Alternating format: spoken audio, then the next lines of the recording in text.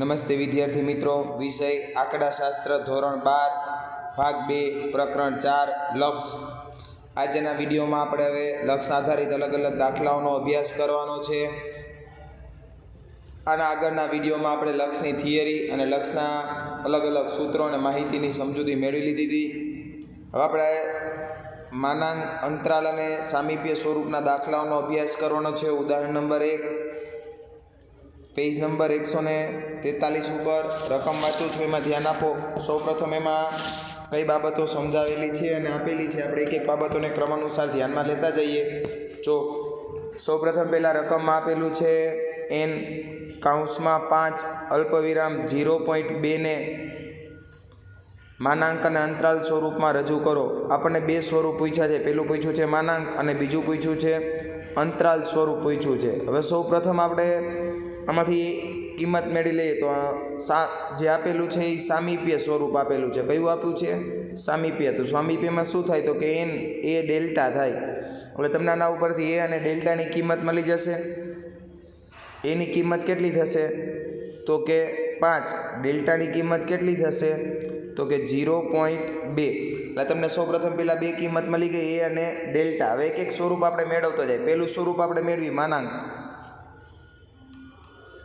માનાંક સ્વરૂપ. માનાંક સ્વરૂપ શું થાય તો કે માનાંકમાં x માઇનસ a માનાંક પૂર્ણ લેસ ધેન ડેલ્ટા. હવે આપણી પાસે એ અને ડેલ્ટાની કિંમત છે તો આપણે ખાલી મૂકવાની છે. x આપેલા નથી, એ આપ્યા છે. કેટલા તો કે 5 લેસ ધેન ડેલ્ટાની કિંમત કેટલી આપી તો કે 0.2. આ માનાંક સ્વરૂપ પૂરું થઈ ગયું. પછી તમને આપ્યું છે અંતરાલ સ્વરૂપ. શું આપ્યું છે? અંતરાલ. અંતરાલમાં શું આપ્યું તો કે a માઇનસ ડેલ્ટા અલ્પવિરામ a પ્લસ ડેલ્ટા થાય. શું થાય? હવે આપણી પાસે એ અને ડેલ્ટાની કિંમત છે, આપણે મૂકતા જ એટલે તમને મળી જાય. જો એ કેટલા આપ્યા તો કે 5 માઇનસ 0.2 અલ્પવિરામ 5 પ્લસ 0.2. 5માંથી 0.2 બાદ કરવું એટલે 4.8 અલ્પવિરામ 5.2. આ તમારું અંતરાલ સ્વરૂપ થઈ ગયું. ખ્યાલ આવ્યો? જો એ અને ડેલ્ટા સામીપ્ય સ્વરૂપ ઉપરથી મળી ગયા. માનાંક સ્વરૂપમાં કિંમત મૂકી એટલે માનાંક સ્વરૂપની કિંમત મૂકી, અંતરાલ સ્વરૂપમાં કિંમત મૂકી એટલે અંતરાલ સ્વરૂપની એની કિંમત મળી. હવે આપણે ઉદાહરણ નંબર 2ની વાત કરી. જો એમાં શું આપેલું છે તો કે 3નું 0.01 સામીપ્ય ને 3નું 0.001 સામીપ્યને માનાંક અને અંતરાલ સ્વરૂપમાં દર્શાવો. હવે અહીંયા જે આપેલું છે એ અને ડેલ્ટા સામીપ્ય સ્વરૂપ ઉપરથી આપી દીધા. એની કિંમત કેટલી થઈ તો કે 3 થઈ. ડેલ્ટાની કિંમત કેટલી થઈ તો 0.001. એક એક સ્વરૂપ આપણે સોલ્વ કરતા જઈએ. બરાબર. પેલું માનાંક મેળવી. શું મેળવી? માનાંક સ્વરૂપ. માનાંક સ્વરૂપ માટે શું થાય તો કે x માઇનસ a માનાંક પૂર્ણ લેસ ધેન ડેલ્ટા. x આપેલા નથી તો કાંઈ નહીં. એની કિંમત કેટલી આપી તો કે 3 લેસ ધેન ડેલ્ટાની કિંમત કેટલી આપી તો કે 0.001. આ માનાંક સ્વરૂપ પૂર્ણ થયું.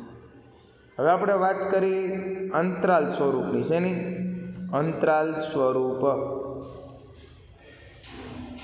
એમાં આવશે a માઇનસ ડેલ્ટા અલ્પવિરામ a પ્લસ ડેલ્ટા આવશે.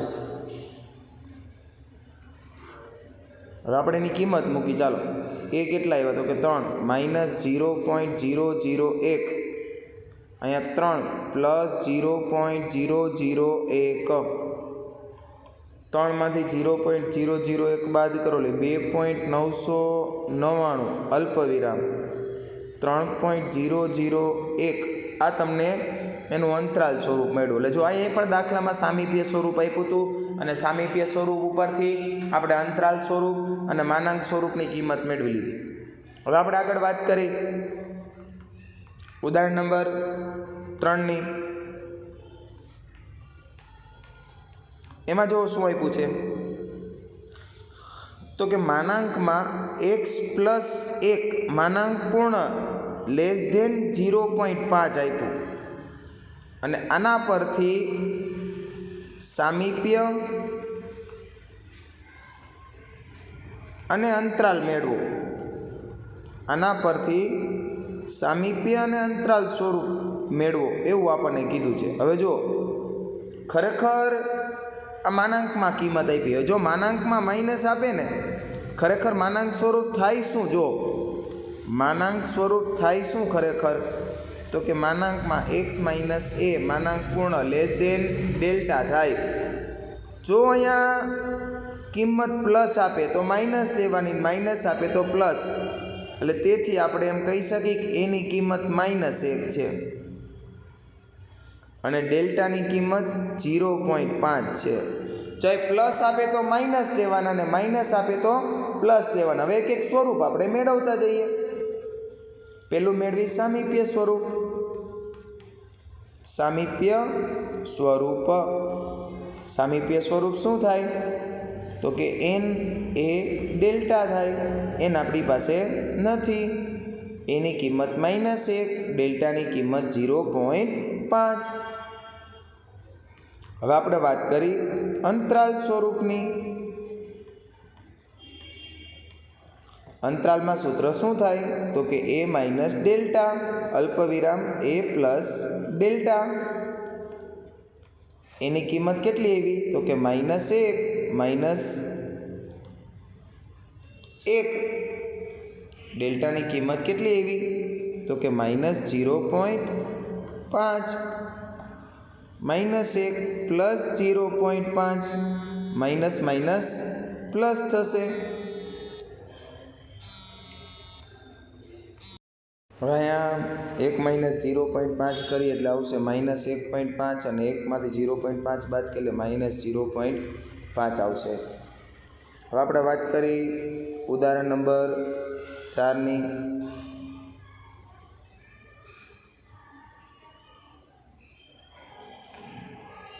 પેજ નંબર 144 ઉપર. જો એમાં શું રકમ આપ્યું છે 0.9 અલ્પવિરામ 1.1 ને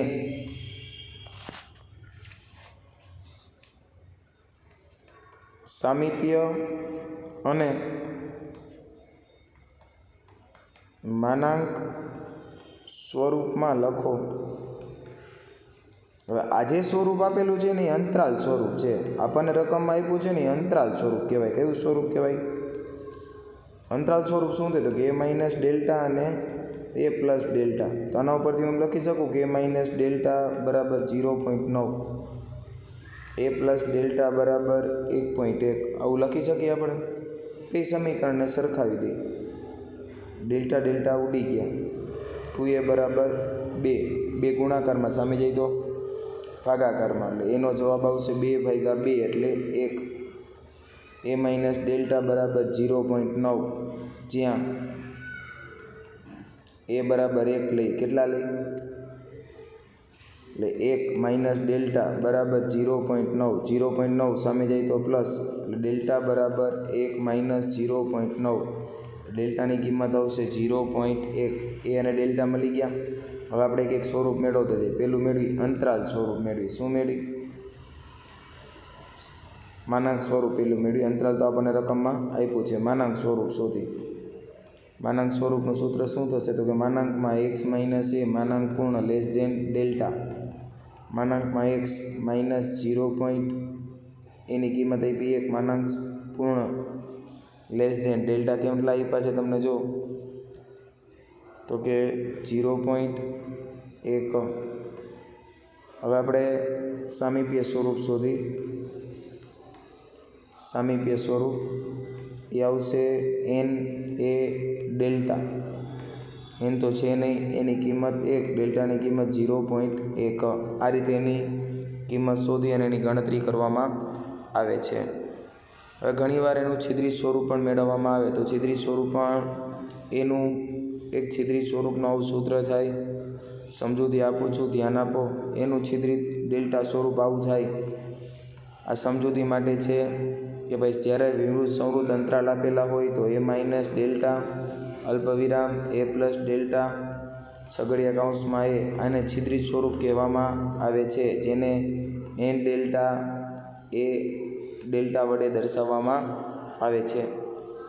આના ઉપર આધારિત સ્વાધ્યાય 4.1ના અલગ અલગ દાખલાઓ છે જે તમારે અભ્યાસ કરવાનો રહેશે.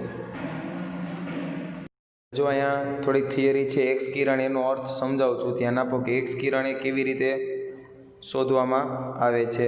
ધ્યાન આપો.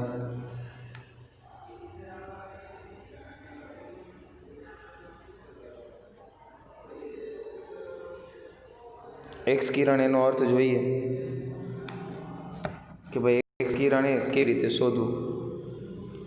જો કોઈ અંતરાલ એક્સની કિંમત ઘટાડતા કે વધારતા કોઈ એક ચોક્કસ સંખ્યા એની ખૂબ જ નજીક લાવવામાં આવે તો એક્સ એને અનુલક્ષે છે એમ કહેવાય. તેને સંકેતમાં એક્સ કિરણ એ વડે દર્શાવાય. ફરીથી કહું છું, એક્સ કિરણ એનો અર્થ જો કોઈ ચલ એક્સની કિંમત ઘટાડતા કે વધારતા કોઈ એક સંખ્યા એની ખૂબ જ નજીક લાવવામાં આવે તો એક્સ એને અનુલક્ષે છે એમ કહેવાય. તેને સંકેતમાં એક્સ કિરણ એ વડે દર્શાવવામાં આવે છે. અહીં નોંધવું જરૂરી છે કે એક્સ કિરણ એ એટલે એક્સની કિંમત એથી ખૂબ જ નજીક છે પણ એક્સ બરાબર એ નથી. આપણે એક્સ બરાબર 1નો અર્થ સમજીએ તો જો એક્સને ડાબી બાજુ અનુલક્ષતું હોય તો 0.9 0.99 0.999 0.9999 આવે. જમણી બાજુ હોય તો 1 1.001 1.001 1.01 1.1 આ રીતે આવે. ફરીથી કહું છું, એક્સ કિરણ એનો અર્થ શું કહે છે? જો કોઈ ચલ એક્સની કિંમત ઘટાડતા કે વધારતા કોઈ એક સંખ્યા એની ખૂબ જ નજીક લાવવામાં આવે તો એક્સ એને અનુલક્ષે છે એમ કહેવાય. તેને સંકેતમાં એક્સ કિરણ એ વડે દર્શાવવામાં આવે છે. અહીં એ નોંધવી જરૂરી છે કે એક્સ કિરણ એ એટલે કે એક્સની કિંમત એથી ખૂબ જ નજીક લાવવામાં આવે છે પણ એક્સ બરાબર એ થતા નથી. હવે એક્સ ઝીરોનો અર્થ સમજીએ. જો કોઈ ચલ એક્સની ધન કિંમત ઘટાડતા કે એક્સની ઋણ કિંમત વધારતા ઝીરોની ખૂબ જ નજીક લાવવામાં આવે તો એક્સ ઝીરોને શૂન્યને અનુલક્ષે છે એમ કહેવાય. તેને સંકેતમાં એક્સ ઝીરો વડે દર્શાવવામાં આવે છે. અહીં એ પણ નોંધવું જરૂરી છે કે એક્સ ઝીરો એટલે કે એક્સની કિંમત ઝીરોની ખૂબ જ નજીક છે પણ એક્સ બરાબર ઝીરો થતા નથી. ડાબી બાજુ હોય તો -0.1 આવે, -0.01 -0.001 -0.0001 ને 0 આવે. પણ પ્લસમાં એમાં આવે 0.1 0.01 0.001 0.001 તરીકે દર્શાવવામાં આવે છે. હવે આપણે વાત કરવી છે વિધેયના લક્ષની. જો ચલ એક્સની કિંમત કોઈ સંખ્યા એની વધુને વધુ નજીક લઈ જવામાં આવે ત્યારે વિધેય એફ એક્સની કિંમત કોઈ નિશ્ચિત સંખ્યા એલની વધુને વધુ નજીક જાય તેમ કહેવાય. કે જ્યારે એક્સ એને અનુલક્ષે છે ત્યારે એફ એક્સ એ એલને અનુલક્ષે છે એટલે કે એક્સ કિરણ એ ત્યારે એફ એક્સ કિરણ એલ થાય. તેને સંકેતમાં લીમ એક્સ કિરણ એ એફ એક્સ બરાબર એલ એમ દર્શાવાય છે. એલ અને એફ એક્સની અનુલક્ષિત કિંમત કહેવાય છે. આપણે સૂત્ર દ્વારા આગળ સમજૂતી મેળવી લીધેલી હતી. વ્યાખ્યાની વાત કરી તો શું કહે છે? જો ગમે તેટલી નાની આપેલી પૂર્વ નિર્ધારિત સંખ્યા સિગ્મા ગ્રેટર દેન 0 માટે આપણે એવી એક ધન સંખ્યા ડેલ્ટા શોધી શકીએ કે જેથી (x - a પૂર્ણ લેસ ધેન ડેલ્ટા હોય ત્યારે એક્સની દરેક કિંમત માટે (fx - l પૂર્ણ લેસ ધેન સિગ્મા થાય તો જ્યારે એક્સ એને અનુલક્ષે ત્યારે વિધેય fx લક્ષ એલ ધરાવે છે એમ આપણે કહી શકીએ છીએ. હવે આપણે વિધેયનું લક્ષ કેવી રીતે મેળવવું તે સમજીએ. જો ધારો કે આપણી fx બરાબર પદાવલી આપી x² - 1 છેદમાં x - 1ની x બરાબર 1 કિંમત શોધવી હોય તો હવે જો હું આપેલા વિધેયમાં x બરાબર 1 મૂકું તો x² 1 એટલે 0, 1માંથી 1 0ના છેદમાં 0 તો આ નિયત કિંમત થઈ ગઈ. તેથી આપણે f1ની કિંમત શોધી શકતા નથી. પણ એક્સની 1થી નજીક ખૂબ જ નજીકની કિંમત ધરાવવામાં આવે તો આપણે f1ની આસાદિત કિંમત મેળવી શકીએ જે એક્સ એલને અનુલક્ષે છે તો fxની કિંમતમાં ફેરફાર કરી શકાય છે. હવે જુઓ તમે અહીંયા fx બરાબર આપણે 1 મૂકી તો મેં તમને કીધું કિંમત 0 થઈ જાય. 0 થઈ જાય તો પદાવલી અનિયત થઈ જાય. કેવી થઈ જાય? અનિયત. તો આપણે એની કિંમત શોધી શકતા નથી. એટલે કોષ્ટક દ્વારા આપણે એની આસાદિત કિંમત શોધવી પડે. કેવી રીતે શોધાય? એક સમજૂતી માટેનું ઉદાહરણ છે, પછી આગળના ઉદાહરણ આપણે ગણતરીપૂર્વક કરશું એટલે તમને ખ્યાલ આવશે. જો એક ટેબલ બનાવવાનું, પહેલાં લખવાનું એક્સની ડાબી બાજુ એફએક્સ, એક્સની જમણી બાજુ અને એફએક્સ. ડાબી બાજુની કિંમત ઘટાડતી જવાની, જમણી બાજુની કિંમતમાં વધારો કરતો જવાનો. ડાબી બાજુની કિંમતમાં શું કરવાનો? ઘટાડો કરવાનો. અને જમણી બાજુની કિંમતમાં શું કરવાનો? વધારો કરવાનો. એક્સ કેટલા આપ્યા તો કે એકમાંથી પહેલાં 0.1 બાદ કરવાનો એટલે 0.9 આવે. પછી એકમાંથી 0.01 બાદ કરવાનો એટલે 0.001 આવે. હજી એકમાંથી 0.001 બાદ કરવાના, 1.0001 બાદ કરતો એટલે તમને કિંમત મળતી જાય. એટલે એક્સની નજીક કોઈ કિંમત ધારી શકીએ છીએ કે તે એક્સની નજીક છે અને અંતરાલ સ્વરૂપે દર્શાવી શકીએ છીએ. અને 0.9 ને 1.1ની સરેરાશ કરો ને એકની નજીક જ થવી જોઈએ. એટલે અનુલક્ષી છે ને એક્સ બરાબર એની બે કિંમત આવશે. હવે આપણે આ કોષ્ટક આધારિત દાખલાઓનો અભ્યાસ આના પછીના વિડીયોમાં કરીશું.